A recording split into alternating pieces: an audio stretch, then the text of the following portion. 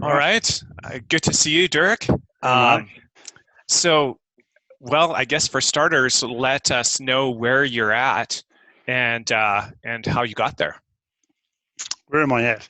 I'm in North Carolina in a little township called Mooresville. Um, it's a fair few miles from where I come from in New Zealand. Interesting times because obviously we're in the middle of at the start of the COVID-19 scenario around the world. And I guess the first question is, why am I actually here? And that all originates from a cancer diagnosis, colon cancer, back in 2018. October 2018, I was diagnosed with that.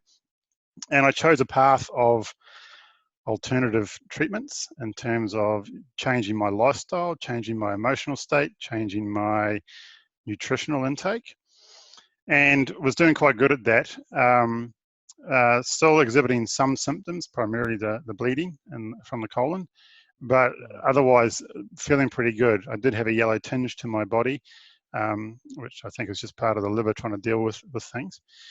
And then I moved location in New Zealand up to a place called Whangarei, where I went to my GP. I transferred GPs, and she suggested that I needed another review from the medical system there because I was still exhibiting some symptoms, being bleeding primarily. And we got through the hospital system and they reassessed me at stage 4. Said I had stage 4 colon cancer with possible early signs of metastasizing to other parts of the body, being the lungs, the liver, and I can never say the right word, but the abdominal area. That freaked me out a little bit, and this is on the 23rd of December 2019. I got this news, so it was a pretty heavy Christmas, and I honestly thought that I was at the point where life was not done, but geez, it's going to be hard to get back from here. And I woke up the next morning after the diagnosis on the 24th of December, and the first thing in my head was, what is the one thing I have not done on my full healing journey to get better? And pretty clearly it came out, the only thing I hadn't done was love myself. And then that started a whole journey about understanding what it is to love oneself. And I started off by what I'd heard from other people who'd been through the cancer journey and had radical remissions, and that's the program I've been sort of adhering to, is a radical remission program by Dr. Kelly Turner from the United States, where she investigated thousands of cases of people who were at terminal diagnosis to turn their whole lives around, and what was it that they did. And so I've been following that protocol in my own world. And what I heard was this Japanese man, I can never remember his name, Shinjiro or something like that. I'm sure I mispronounced all that. But what he did is he got diagnosed as terminal, got sent home from the hospice in Japan. And the key thing he said he did is he's just started to love everything. So he would hug people, which in Japanese culture is not accepted, not a general behavior. And he would walk outside and he goes, I love you, I love you, I love you. And then I heard some other people teaching that as well, Abraham Hicks, where she goes through, you can walk down the street and just say to that tree, I love you. The next plant, I love you. That stone, I love you. And I thought, well, this is a bit nutty, but I'm going to do it. I've got nothing to lose. So I did. And instantly that had a change in my body to just feel a bit of a lightness come through it that I hadn't had. And so I just started doing that, and it's a terminal diagnosis they gave me. Not that I agree with that anymore. And so you can take that one way. And I realized in that moment, it's a choice in terms of how you take these things. Excuse me. The doctors can say one thing, but doctors are only using evidence from a system that has one outcome in terms of it's based all on their evidence. So I said, I'm not going to take their diagnosis. I know it's there, but I don't have to take what it means from them. And so I just started investigating this love thing inside of me. So when I wake up in the morning, I'd meditate. I'd be grateful for everything around me, grateful for the experience. And that was a tricky one, getting over the experience of what am I grateful for? I'm actually grateful for the illness because it's helped me to find me. And the more I learn love, the more I find me, and I actually quite like myself. And that's been a discovery as well.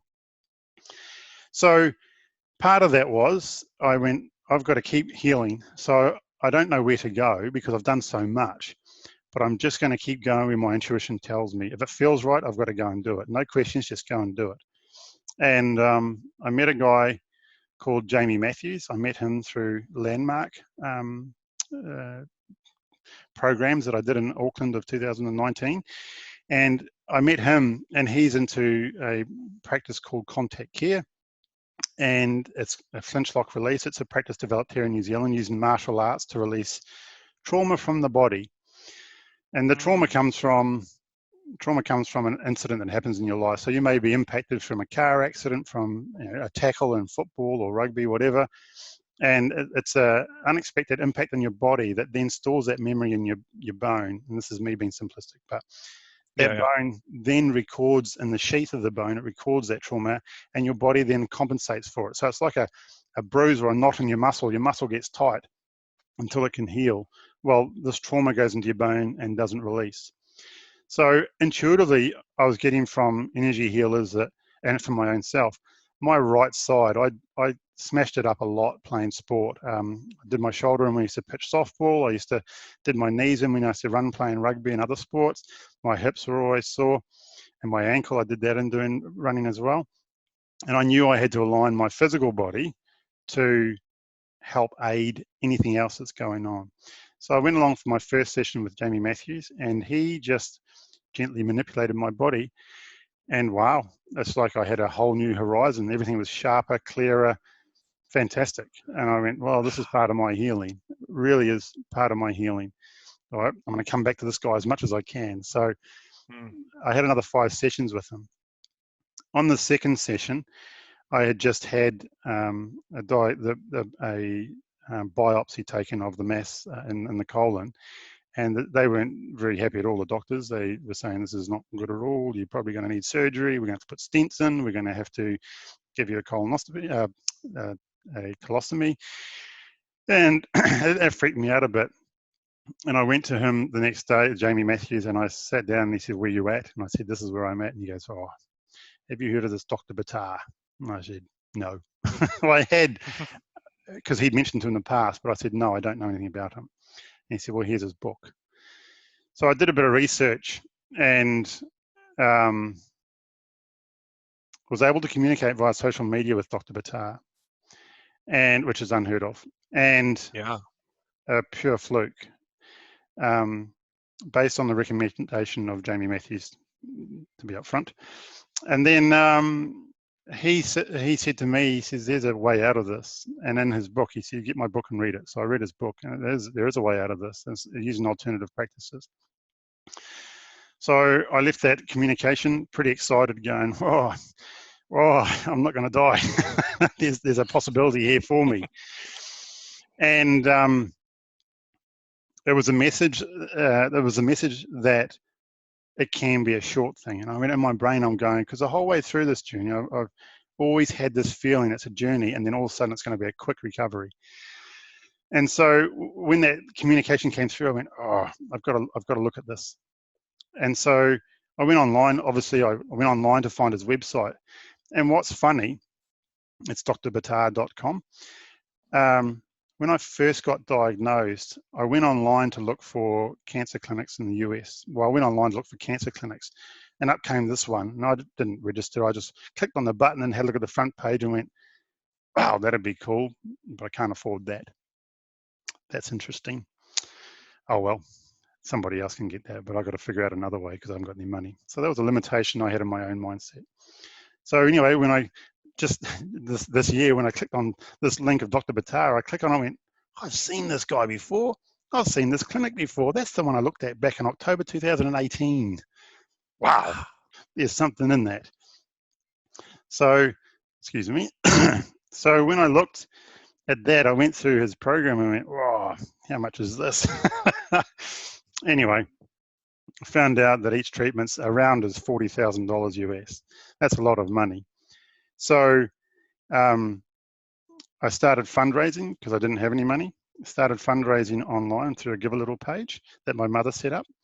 And I also had part shares in a house. So I've sold that house to fund part of this trip because there may not be enough to do everything.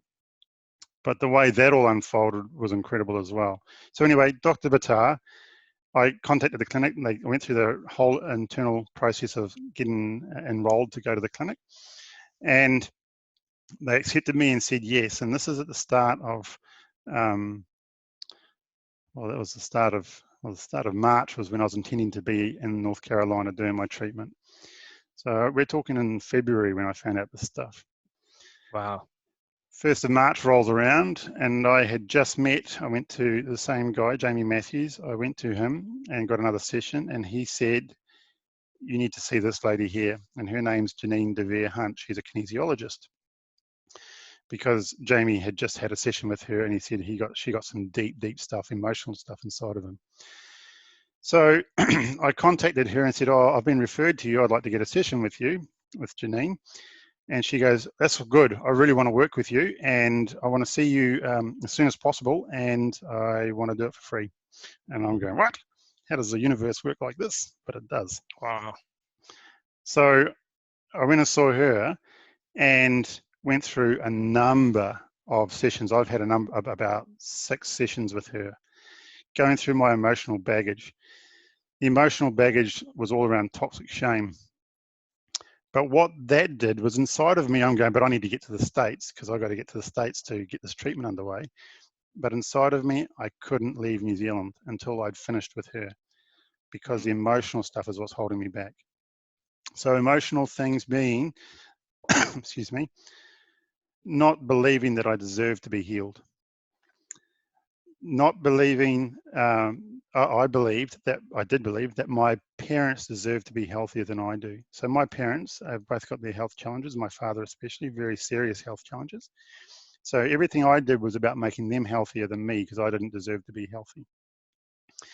And then toxic shame is just this underlying belief inside of you that you aren't worth anything and that you don't deserve anything. So the only way you're ever going to be any good in this world is if you do as much as you can for everybody else so that they think you're a good person so that they don't find out that you're not worth anything. That's a mixed up belief. So I had to go through that. And it's funny because we ended up going back through my family tree. This is where the stuff resides. And I don't care if you're a medical doctor or anybody, our family lineage has so much to do with our health. And it's not just the physical, it's the emotional stuff that gets passed down. Excuse me.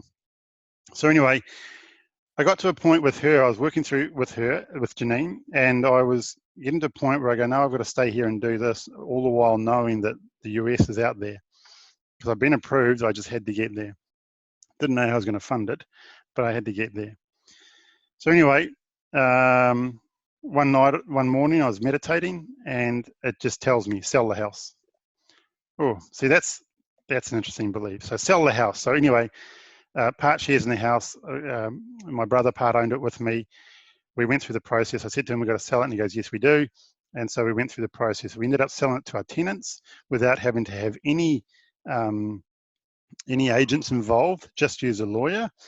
And we got a good price for it, possibly without having to have, so the tenants got a good price for it because they didn't have to pay the agent fees, which would have added another $20,000, $30,000 to it. We didn't have to do the place up because they live in it because they're happy with it. So we saved ourselves 40, 50, 60 grand worth of time and effort. Wow. So we sold the house to them. This is us doing it. Like, this is what needs to happen. Asking the universe, this is what needs to happen, and it happens. So I'm flying out. I flew out on the Wednesday, the 25th. It settled on the Monday, the 23rd. The money hit our bank account. Took us 5 days of settlement. The contract was clean, no conditions, just there. So anyway, I'm going, sweet as, I've got enough money to get there and at least start the first round, and with a give a little page sorted for the first round. See what happens after that. But as you know, with the universe, it always comes, it doesn't always come, but sometimes it comes at the 11th hour. You can't push the stuff. You just got to trust. So anyway, right. Time to go to the state. Okay. So no, that's awesome. But this is like a sort of a perfect time to say, okay, so we're talking about we're talking about March 23rd. Mhm. So given what's happening sort of in the world with COVID, I mean, what's going through your mind here as far as, will I be able to make it out of New Zealand? What are the airports going to be like? Will they let me into the US? I mean, what's going through your mind? In addition to the fact that you're selling the house and I Oh, mean, there's suddenly this world situation that you're thinking about that in December was probably not on your radar as far as being an obstacle. So, exactly. all right. So working with Janine, we muscle tested, and because she muscle tests to see when you're going to come back and see her again. And she tested 1 day, 2 day, 3 day. And this is all coming back, no, no, no. A week, 2 weeks, 3 weeks, 4 weeks, 5 weeks. How long are you going over there for? Well, the program's 6 weeks for a start. Okay, this is pretty clear that I need to be going. And I even had talked to her before saying, my body's starting to tell me it's time to move. So COVID was still there, still some minor cases around the world. America's showing some, China's going through things, but we don't care about China. Not that we don't care. China's doing what it always does because China's quite isolated. So it wasn't really in my head saying this is a big issue. So the Wednesday, about the 18th, I think it was, I went to a travel agent and said, I got to get to the States and this is where I'm going to get to. And they said, well, that's good because airlines are going to be shutting down most of its routes from the 1st of April through to the 30th of June. Oh, okay, that might be an issue. I was aiming to be in the US by the 2nd of April. So we put these tickets on hold, and actually that might have been the Friday. I can't remember exactly, but anyway, I'm starting to, as the days progress, so we've got a ticket on hold, and the prices are changing all the time, going down and then up, like overnight. And I'm going, actually, I need to go. And then the news starts to come in around the world, how it's becoming a pandemic and how Italy is going through all its problems, how the US's cases numbers are starting to rise and how China is under a lot of challenges over there.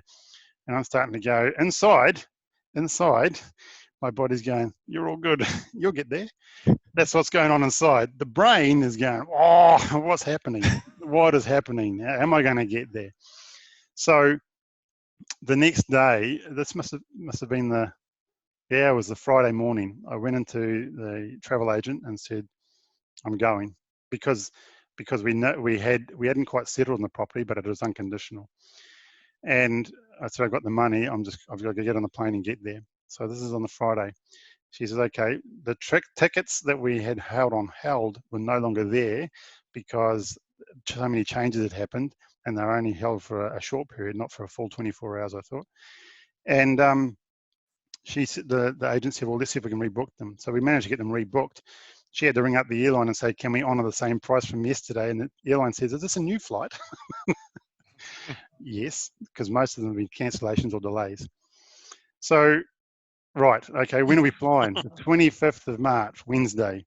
Oh, we're all good because they won't be shutting down the airlines and stuff, most of the flights until the 1st of April. We're all good. We're all good. Well, then the weekend happens and the world starts to shut down, doesn't it? Yeah. Our New Zealand government had an alert level system. We're at alert level stage 2 at that point, which is just, starting to isolate yourself, and businesses are still able to operate but keep social distancing.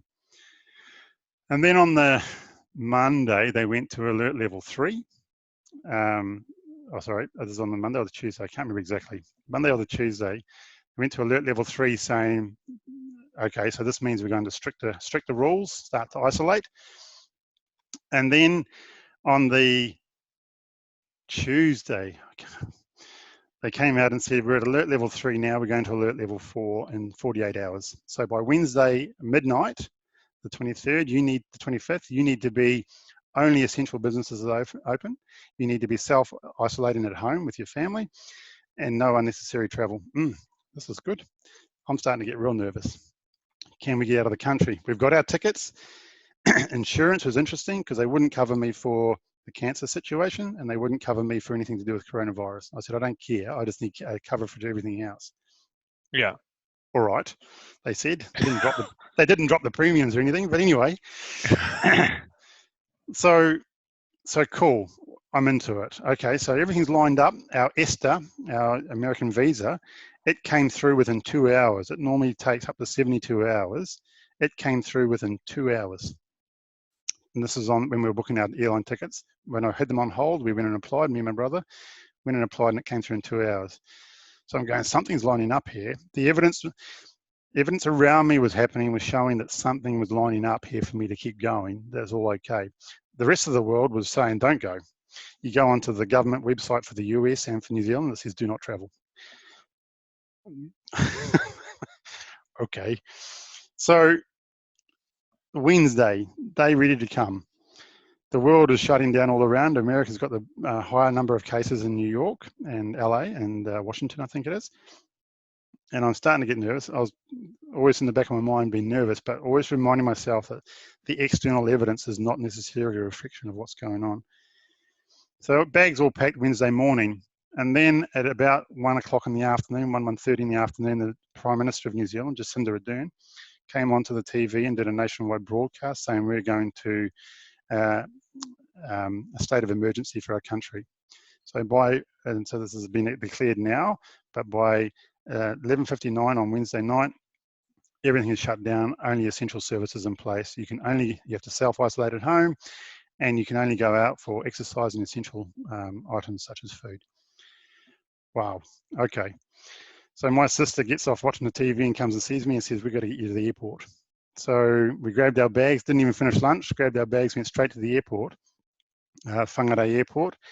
Went in there and they said, yep, come on through. Nobody asked us why we're traveling. We jumped onto the airplane. There was only 5 people on the plane, and 2 of those were me and my brother, the host, and 3 other passengers. And they were all just trying to get home to Christchurch and to Wellington. And, oh, yeah, so this hostess, she came to us, the flight attendant came to us and said, are you traveling internationally? Yes. You know, the government's advising not to. Yes. And she was very polite, and she didn't ask us why. And so we're really uncomfortable at the moment, me and my brother, in that plane, because we're going against everything everybody's telling us to do. Mm-hmm. So we get to Auckland Airport, had the transfer from the domestic terminal to the international terminal, and you walk outside and it's like the Twilight Zone. You've got announcements coming across the loudspeakers saying COVID virus, keep away from other people, don't be outside, stay at home, all this sort of emergency warnings. The people walking around you got masks on, gloves, and there's only a few of them. And this airport is like any major domestic terminal. It's always busy. Buses, cars, people, nobody. Walk across the international terminal. Do we go in or not? In order to get into the terminal, you had to have a passport and a valid travel ticket. Otherwise, you weren't allowed in. You get in, everybody as zombie land. Hardly anybody around. People trying to get international flights. They were taking temperatures for people traveling to the islands. We just said, let's get through as far as we can to see what happens, because they may turn us around at any minute. So we went up to the immigration, the customs area, to go through into the boarding lounges. And they let us straight through. It only took 2 minutes to get through. There's hardly any people. It was quiet. My brother got pulled aside to get his computer checked for explosives. Excuse me. And the officer said, why are you traveling? And my brother just said, it's medical reasons. And she goes, okay, did you just book this flight now? He said, no, we've had this booked for a while. And we had at least a week. And she said, okay then, good luck. And so she let us through. We went into the airport. We went and sat at the boarding gate, which is a US flight to Houston direct. At that time, the day before, Houston had issued a shelter at home directive. So we know we're flying into a hotspot. So we jump on the plane. This is funny. So in the airport terminal, the announcements come across: keep social distancing, make sure you practice healthy hygiene, wash your hands, keep your face, and if you're coughing, close, cough into your sleeve and stuff like that. So everybody's been really cautious. As we're boarding the airplane, they say, keep your 1.5 meter spacing, please, between everybody, and follow the protocols. So everybody does. As you're loading onto the boarding ramp, everybody's keeping their distance. And then you get on the plane and realize it's full. It's completely full. There's no spacing. We all thought there was going to be spacing between seats because they're following protocols. But no, all the Americans decided to get out of the country, and this is like one of the last flights out. and then all the other people trying to get back to other parts of the world as well. So we jump on the plane, you're sitting right next to the person beside you. If COVID's in the air, it's in the air. You can't do anything to stop it because you'd breathe in the same air for the next 13 hours. The gentleman, the American gentleman sitting beside me and my brother, looks at us both and goes, "It's like the last plane out of Saigon." Yep. so, so, we sit there and go, it is what it is. We wipe down everything around us to keep ourselves healthy, but they'd also wipe down the plane. So we jump on the plane, we're on the plane, flying to Houston. As we fly into Houston, there are 8-lane highways, empty, no cars on them. No cars moving around down below you. This is amazing. And then as we landed, coming into the airport, United, it must be one of United's main hubs, United Airlines, we counted 10 jets on one runway, big Boeing international jets just parked up, all parked up. And we go, what are we going into? The airport's all shut down. It took us half an hour at the most to get through from the airplane to get through immigration and check into the next flight. Because out of the 12 baggage carousels, there's only one going, and that's ours. Crazy. Nobody there. Massive big airport. Nervous that we wouldn't be able to make the flight out of there because they'd shut Houston down, and flights were getting cancelled all over the place. Like, this is the thing, is that even in New Zealand, flights to Australia were getting cancelled all the time. Our one didn't. In Houston, we had some food, sat there. Our original flight was cancelled. They had 3 flights to Charlotte that afternoon. 2 of them, the first 2 were cancelled. They only had 1 flight in the evening. That's the one we caught. It was a 2-seater, 4-seater with an aisle down the middle airplane, about the same size as a small Boeing 737. There's maybe 10, 15 people, passengers on it. Empty. We arrive at 11. Yes. Let me stop you for a sec. I want to. What was it like coming off the plane in Houston and entering the U.S.? What was that experience? Did they ask you what you were doing? And obviously you had the visa, so they probably knew. But when you walked off the planes, it's interesting to varying perspectives that people hold on this. So some people had gloves and masks on, but most of the airport employees didn't. They maybe had gloves on, and they didn't. So you're walking around going, this is odd. When we went to immigration through customs, he just took all our details, the border guard, and said, because we put on there, obviously, a reason for traveling is leisure because it's not business. And he said, so why are you here? And we just said cancer treatment. And he just stamped it, put us through the process, and then said, best of luck. And we just walked straight through. So probably the easiest I've ever been into any border crossing with the US. Great. But feeling that was the big hurdle, because they could have turned us around there and said, you're not coming in. Yeah. So once we got through there, we go, well, we're in Houston now. Our next step is just to get to Charlotte. They may shut us down because they may just say, you stay where you are. And so when we got on that flight, we were pretty happy because we knew we were getting to there. Now, when we got to Charlotte, they were doing temperature checks on people. They announced it in the media. They were doing temperature checks on people coming off planes into the Charlotte airport. Well, we're at 11:30, 11:45 at night. There was nobody doing checks. So we just went and got our bags, grabbed the rental car, and went to our accommodation.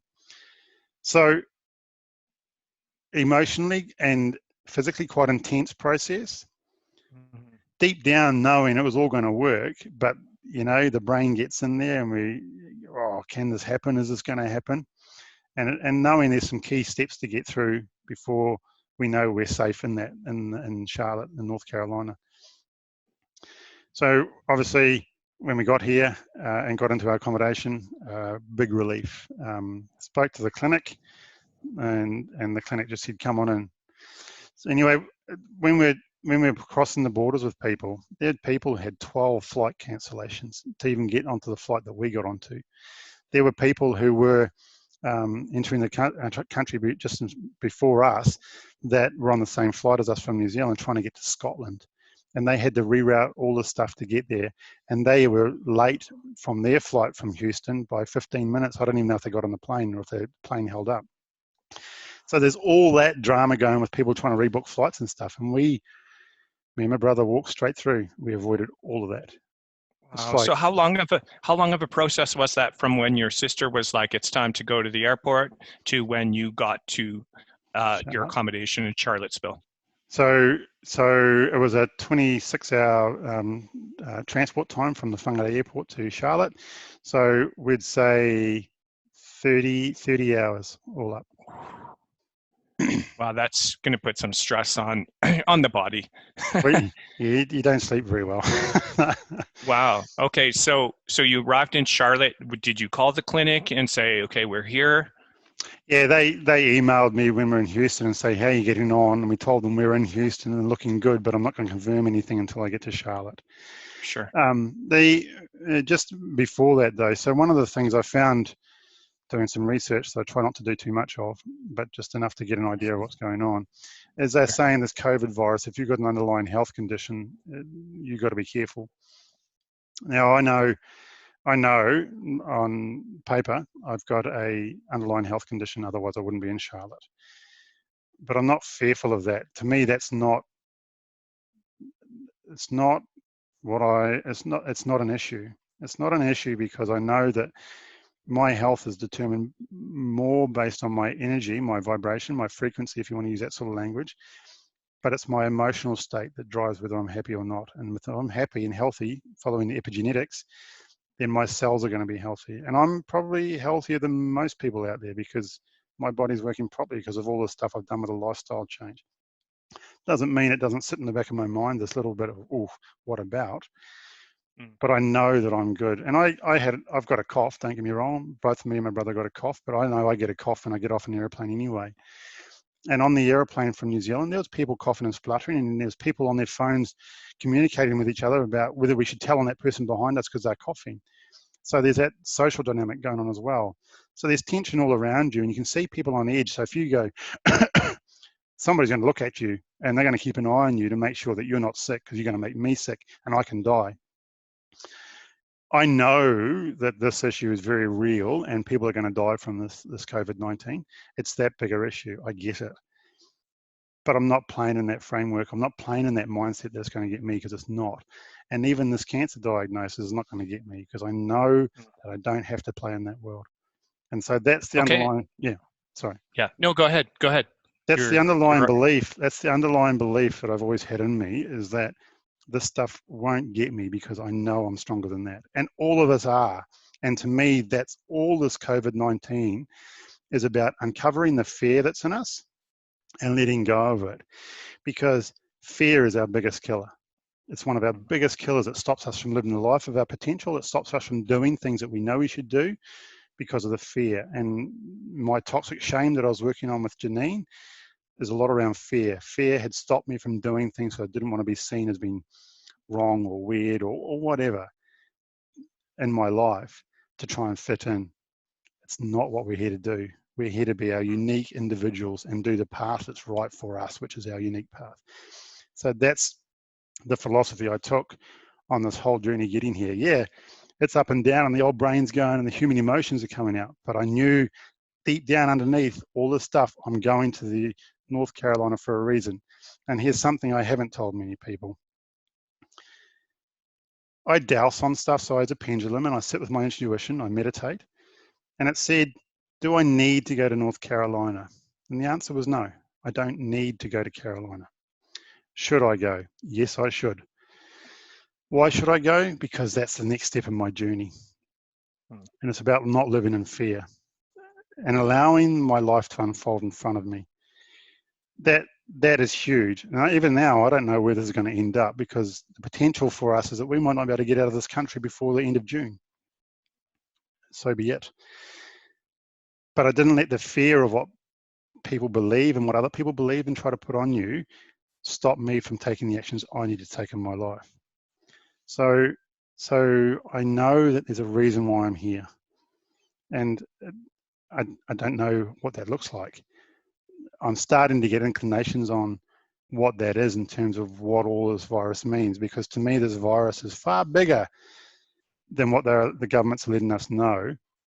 And the social changes that are going to come about as a result of this are going to be huge, a fundamental shift in the way the planet operates. More compassion, more empathy, and awareness of what drives our governmental and economic systems. Excuse me, and that they're not the healthiest things for the human race to move forward. There's going to be significant changes. And the financial pressures that are going to come as a result of this are going to force us as humans to look at how we live and interact with other people. My part of all that big global journey is this thing to North Carolina to see where it ends up. That's the thing that's driven me to get here. And that it's just inside of me. I can't explain whether it's right or wrong because that's what's inside of me. But I know that's in all of us. We all know there's something inside of us driving us to do something. But fear holds us back and other people's opinions hold us back. So yeah, an interesting journey to get here. Mm-hmm. Okay, so now you're there. What's the next step for you? So I've already had some blood samples taken for a blood test to assess where I'm at with that. They've done a bone density test. I had to go and see the clinic the second day I got here, obviously following isolation principles. Mm-hmm. And tomorrow I'm going to the regional hospital to get a PICC line put in, which is instead of doing all your IV via arms and putting injections in, they put a PICC line into your chest. And then on Tuesday I do a full assessment, physical assessment, and start my protocol. So there'll be a lot of supplementation and that type of thing. I don't know the full outline yet, apart from originally it was you get your blood test done, you get your physical assessment, and then it's a 2-week period before those blood results come back before they finally tailor what program it is that you need to go through. Yeah. So how does that work as far as, you keep hearing about this, if you've traveled internationally, you have to self-isolate. How does that fit into the context of if you're traveling for medical treatment, what's that look like? It's an essential service, medical treatment, so the hospitals are all staying open. And I've got a letter from Dr. Batar, which states that it was designed for getting me across the border primarily, and saying that if you, this is, yes, COVID-19 is a life-threatening situation for many people, but if you do not let Durrick into this country, then it is definitely a life-threatening situation. So I have that letter, and the clinic's already told me to carry that letter with me so that if I'm out and about during shutdown, I can pull this out and show the police officer, because it'll probably be who it is, look, I have a valid reason for walking from here to the clinic. Now, I'm only a 5 to 7 minute walk from the clinic. So great. Yeah, perfect. My interaction with other people in public is minimal. My brother and I, since being here, have gone into self-isolation. So we did one trip, and that was to get some food, because we needed to get some food because we didn't have any, apart from the dehydrated meals we brought with us, which are our rations in case things go south. One trip for food, and we've self-isolated since. So we only go out maybe once every couple of days to go for a walk. So we can do our 14 days no problem. In terms of the clinic, they understand the situation. I go there and they make sure that I got gloves on and I breathe into a mask so that I'm not infecting other people if I'm infected with COVID-19. So pretty safe.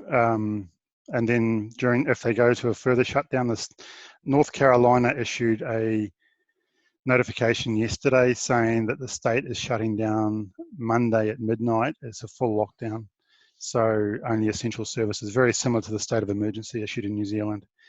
So we just follow the same procedures. I only get to go for trips for food and for the clinic, but based on my situation, we've just found out that we can get home delivery for our food. And so the need to go grocery shopping is not there. And the clinic's the only place I need to go to. So being very responsible in that regards. So between now and when you get your blood tests back, is there treatments still available? Is there things that you'll be doing? Yep. So every day I have to meditate. Every day I have to do yoga. So those are the things I've already been doing, but those are key factors going forward. Otherwise, I don't know the full details, but I do understand I'll be getting coffee enemas to do every day, and I will also be getting supplementation. And these are Dr. Batar's own design supplementation, so they're pretty high-end stuff. So I'll start on that. I don't know what else will be coming in terms of that, but what is interesting is I wouldn't have thought I'd be getting the PICC line put in until 2 weeks down the track, closer to the treatment time. Sure. What they did say is we're very keen to get you started as soon as possible. So maybe they can start already based on my medical history that I've already given to them around. So I'd already got a stool analysis done and given that to them, which shows I've got pathogens and heavy metals. They've also got the diagnosis from the doctor and the results of the biopsies. So they've already got a lot of the information. I know my body has changed since the upgraded diagnosis because I'm healthier than I was. And I know that from the physical changes in my body. And so I suspect they're going to start me as soon as possible because I've already got a place to start from. I don't know yet. So, go ahead. Sorry. I was just going to say, I'm not too worried that I have to find out everything now about how they do it. Yeah. Because one thing I do know is that part of fear and stress comes from drama. So if I'm always on edge, what's going to happen next? What's going to happen next? That's where I live. But if I'm happy and the more, and this is a bit more ethereal, but the more I let go of controlling how things must be, the greater the things are that happen. So I respect and admire Dr. Buttar, the research I've done on that man himself and the information he shares. I respect him enough to go, I'm in your hands. Now, I also know, but this is a new thing for me, in the past, I would never challenge the doctor to say, I don't agree with that. I've done it now to several doctors who've told me I should be going down a chemo and surgical route. I'm not scared of saying to a doctor, I don't agree with that because I'm internally saying that is not what my body needs. That's taken a long time to get to that point, and doctors telling you that you're going to die. It's taken a long time for me to believe in myself. So I'm not that worried about the process from here in because I know it's going to unfold how it needs to, and this is just a matter of letting the universe come to me. Can you explain the importance of meditation and yoga as far as how that relates to your treatment? Sure. So in terms of my treatment, now the reason, I'm going to go back a little bit in terms of the yoga journey. So I'm in my early 40s and my body's starting to pack it in. I've always been competitive at sport. I've always been pushing my body. I go running, trail running, I go biking, all sorts of stuff really hard. Excuse me. And early in my early 40s, end of 2017, my body, I had achy joints, overweight. I was 30 kilos overweight. I started to go, what's going on here? I can't keep pushing my body like it has because it's not going to respond. So what is it that's gentle that I can do that allows me to recover? And yoga. Yoga was the first thing that came to me. I had already done yoga, and even our discussions when you told me about your journey with yoga, how much it helped you. I heard those things in my head and went, I got to do yoga. So I just bought an online program and started doing it. But I let go of the expectation of what the outcomes must be. My goal was I get up every day and do 10 to 25 minutes of yoga with no criticism or self-judgment about how much or how far I can go, how far I can bend, where I'm at. Just do it. And I did that for over a year. That helped massively because my body got limber, the aches and stuff started to go away. I could more freer. So when I'm outside, I can move around and do more. And that's why I know I'm more healthy than most people because I'm at my age, I can do a lot more than people my age, 44. With the meditation, you've got to quieten your mind. You've got to be able to hear what's going on inside of your body. If you're always relying on outside information to tell you what to do, you're not hearing what you need to do. And each one of us is a unique being that has our own unique mixture of things that we bring into line that brings us full health. You've got to find that. You can't just pick up a book and a program from somebody else's experiences and say, I'm going to do this and I'm going to get exactly the same results, because that's not who we are. An example of that is meat. A lot of people say you need to go full vegetarian and raw. I can't. I've done it. I did it for a year. My body needed animal proteins, liver pate, fats from a broth. I need that in my body to be healthier. I'm also O negative, and O negatives generally need meat in their diet or animal proteins. So it's you have to let go of the judgment. But what helped me with meditation was that meditation, that quietness, it gives you the moments in your mind where that message can come to you. And so I'll sit there and the message will come to me and say, you need to eat meat. You need protein. And I go, okay, I trust that. So that quietness of mind is useful. It also helps you to just put you into a state of setting an intent. Now, I use Dr. Joe Dispenza's methodology, breaking the habits of being yourself. And he takes you through a process of identifying the behaviors you want to let go of. And then the end of the meditation is all around setting intentions. Now, from all the work that I've done, setting intentions are really important, but I never made time in my day to set an intention of what I wanted my life to look like. But it's so that meditation process allowed me time to go, what do I want my life to look like? Now, it's funny because it used to be assets. I want a pickup truck. I wanted a Harley Davidson. I wanted a nice big house. I don't want that. I'd love that stuff, but I don't need it. What I want is to be happy. I want to be healthy. I want to be in a loving, fulfilling relationship. I want to be able to learn and explore the world and see what newness is out there. I want to have conversations with people and understand what's truly going on inside of them, not the outside appearance of, I'm a top athlete and I've got all this money, so life's perfect, because it's not.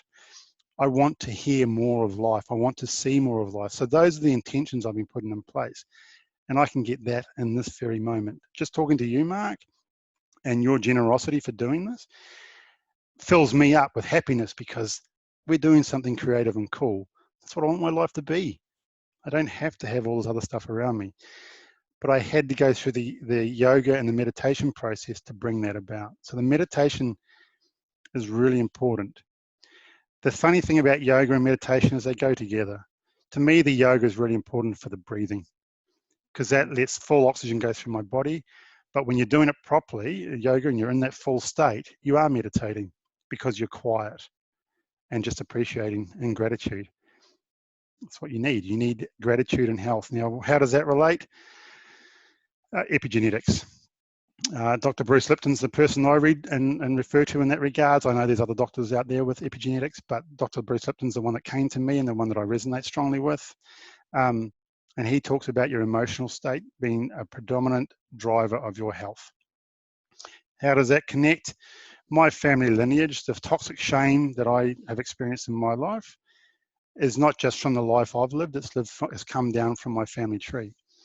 So my family tree has a lot of, as any family tree does, a lot of bitterness in one side of it, a lot of abuse on the other side of it.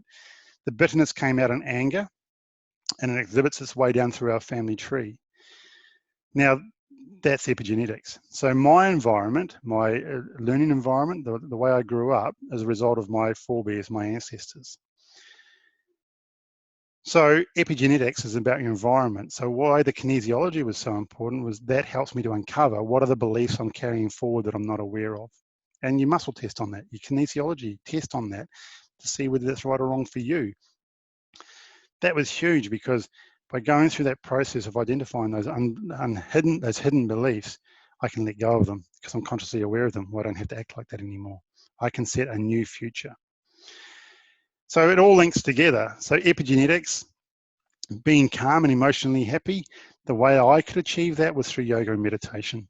And then during the day, and Dr. Joe Dispenza helps with that, during the day, I start to notice my emotional shift go to a lower level, a lower heavy feeling to a point where I'm angry.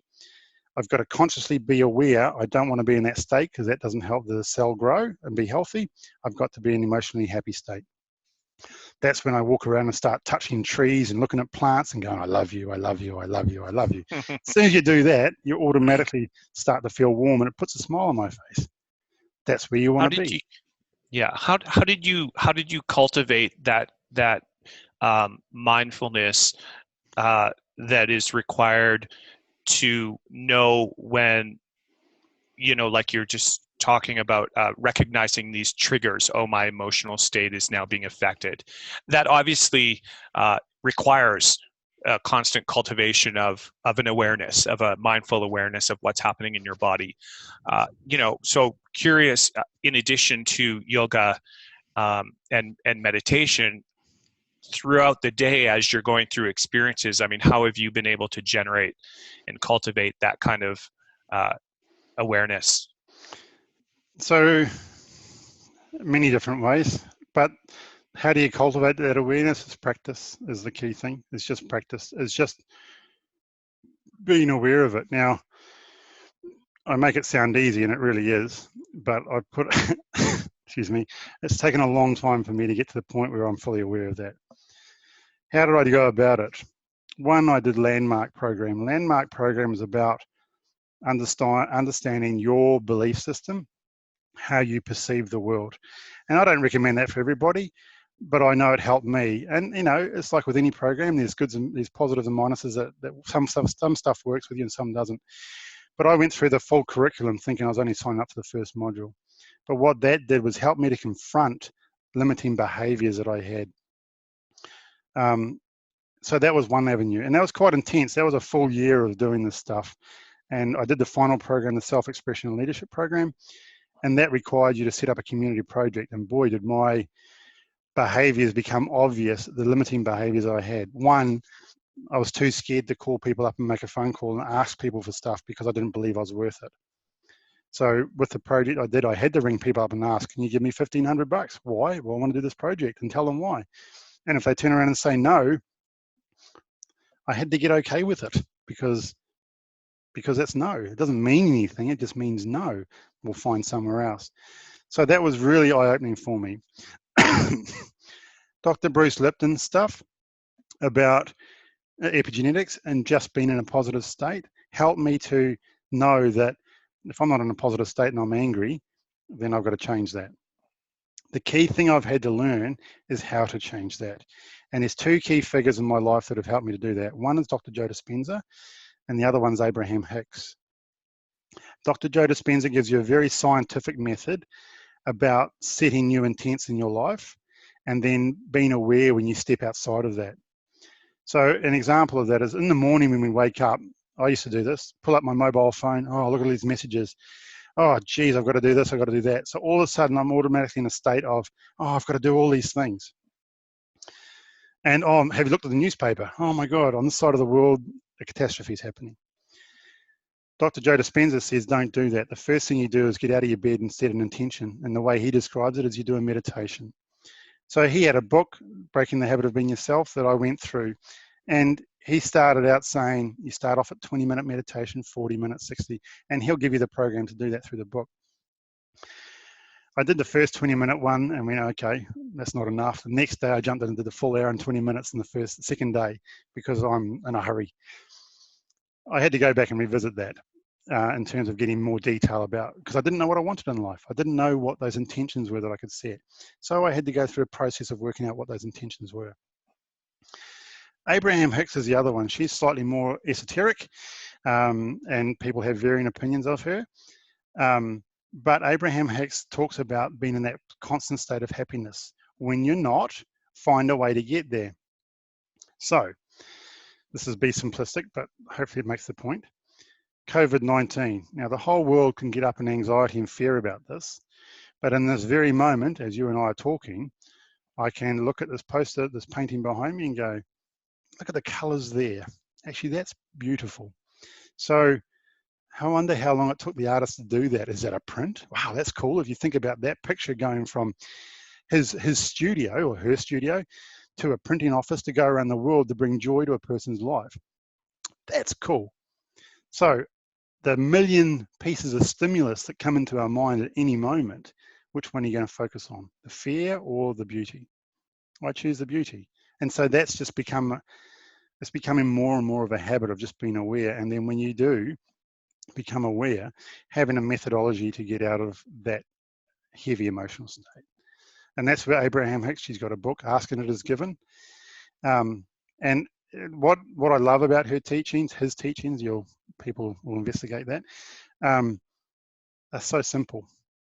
As human beings, we want to complicate so much. Essentially, Abraham Hicks is telling us to be happy, be joyous, be grateful.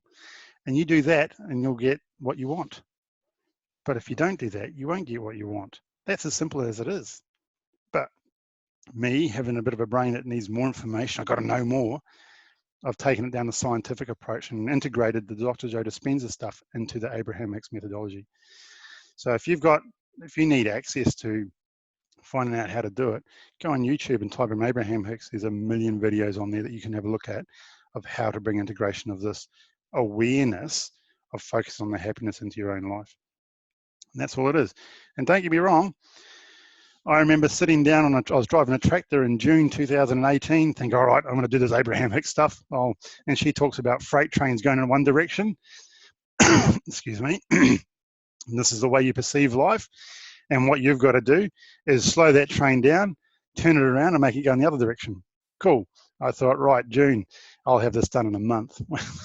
A year and a half later. I reckon I slowed the train down and I reckon I've just about stopped it. Now it's time to turn it around. But the journey of getting to that point is amazing because you find out so much about yourself. Wow.